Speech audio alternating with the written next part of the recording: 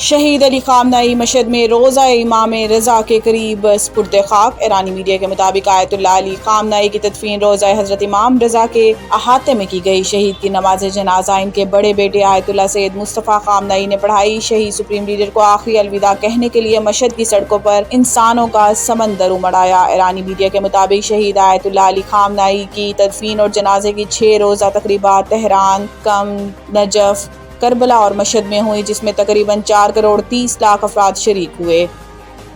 بڑے شہروں میں نائٹ پارٹیز کلچر سے HIV پھیل رہا ہے، وفاقی وزیر صحت کا انکشاف۔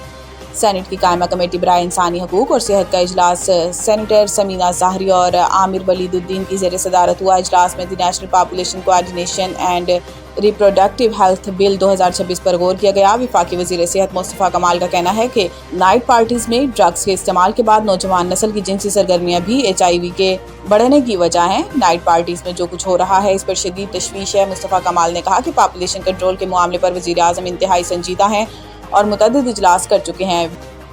ہنا اڑک دہشت گرد حملہ، وزیر اعلیٰ بلوچستان کی دھرنے کے شرکاء سے ملاقات، یقین دہانی پر احتجاج ختم ہو گیا۔ وزیر اعلیٰ بلوچستان سرفراز بگٹی نے دھرنے میں شریک ہوئے اور احتجاج کرنے والوں کے تحفظات اور مطالبات سنے۔ انہوں نے کہا کہ ہم سے کوئی غلطی ہوگی تو اسے تسلیم کریں گے۔ وزیر اعظم اور فیلڈ مارشل کی موجودگی میں فیصلے ہوئے، جو وعدے کیے بطور وزیر اعلیٰ ان پر عمل درآمد کا پابند ہوں۔ سرفراز بگٹی نے کہا کہ شہداء کے ورثاء کو مالی امداد، نوکری اور بچوں کو تعلیم دیں گے۔ سازش کے تحت ریاست کو بدنام کرنے والوں سے آہنی ہاتھوں سے نمٹا جائے گا۔ واضح رہے کہ 5 جولائی کو ہنا اڑک میں ہوئے حملے میں 4 افراد جاں بحق اور 11 لاپتہ ہوئے تھے۔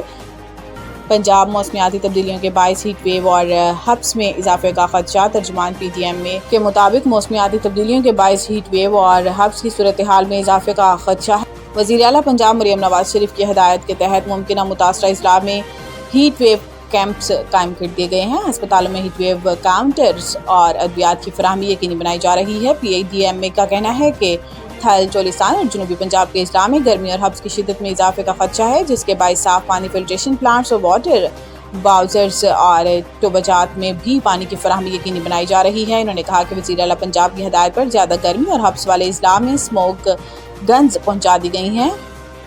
فیفا ورلڈ کپ 2026 فرانس نے مراکش کو 2-0 سے شکست دے کر سیمی فائنل میں جگہ بنا لی۔ کپتان امباپے اور ڈیمبیلے کی عمدہ کارکردگی کی بدولت فرانس نے مراکش کو شکست دے کر فیفا ورلڈ کپ 2026 کے سیمی فائنل میں پہنچنے والی ٹیم کا اعزاز حاصل کر لیا۔ میچ کی ابتدا سے ہی فرانسیسی ٹیم چھائی رہی۔